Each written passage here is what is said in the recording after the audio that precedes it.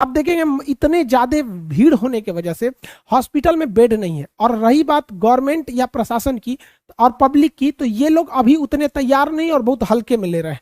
पहले जब कोरोना आया था तो ट्रेन की बोगियों को काट कर कोरोना वार्ड बनाया जा रहा था। दिल्ली में डीआरडीओ ने अपना हॉस्पिटल बना दिया। राधा स्वामी सत्संग को बड़े हॉस्पिटल में कन्वर्ट किया गया था। हजारों करोड़ रुपए आए थे, जबकि उस समय 98,000 केस ही सबसे ज्यादा रिकॉर्ड किया गया था। और यहाँ पर डे 2 लाख से ज्यादा मिल रहा है, फिर भी इतना एग्रेसिव रोल में कोई नहीं है।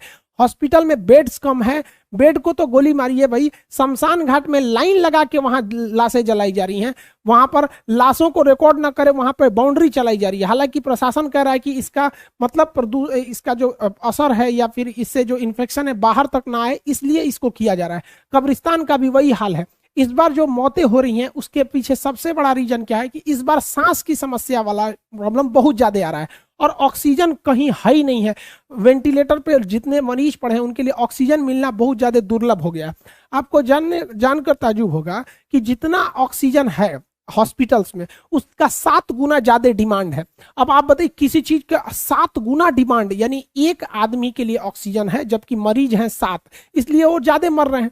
इस वजह से जो ऑक्सीजन का काला बाजारी है, जो उसका प्राइस है वो बहुत बढ़ गया है। 9 गुना प्राइस बढ़ गया है। ब्लैक में ऑक्सीजन को बेचा जा रहा है। ये ऑक्सीजन सिलेंडर जो इतना इसेंशियल था, हॉस्पिटल देखिए भारत में जितना ऑक्सीजन प्रोड्यूस होता है उसका 15% ही हॉस्पिटल को दिया जाता है। उसका 15% ही जरूरत हॉस्पिटल को पड़ता था, जो एनफ था। हॉस्पिटल में ऑक्सीजन की बहुत कमी देखी गई थी, जो लिक्विड फॉर्म में रहता है। लेकिन 85% जो ऑक्सीजन होता है, यानी ऑक्सीजन की ज्यादातर खपत इंडस्ट्रीज में की जाती है जो गैसियस फॉर्म में रहता है। तो ज्यादातर ऑक्सीजन तो ये इंडस्ट्री वाले लेके चले जा रहे हैं। तो गवर्नमेंट को क्या करना चाहिए भाई? देखिए, अभी ऑक्सीजन की जो खपत है उसको बाकी जगहों से रोककर हॉस्पिटल को सप्लाई दिया जाए।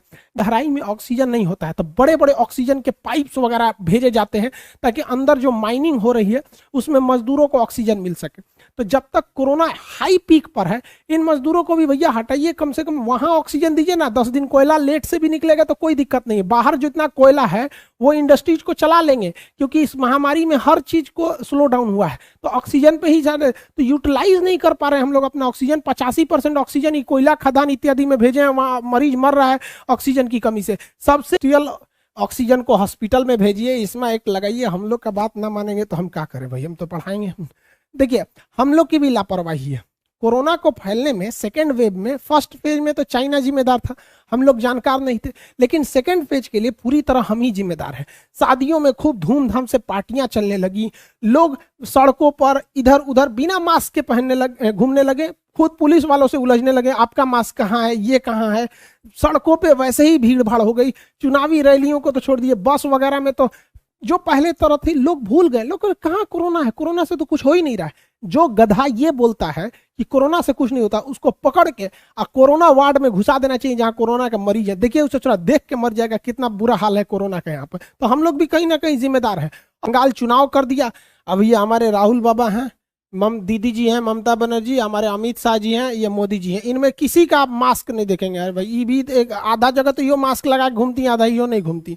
तो जो चुनाव है आप देखेंगे, मीडिया भी महाराष्ट्र को कवर करेगा, वहां कोरोना है, मध्य प्रदेश में कोरोना है, राजस्थान में, बंगाल में कोरोना का ग्राफ नहीं दिखा जाएगा।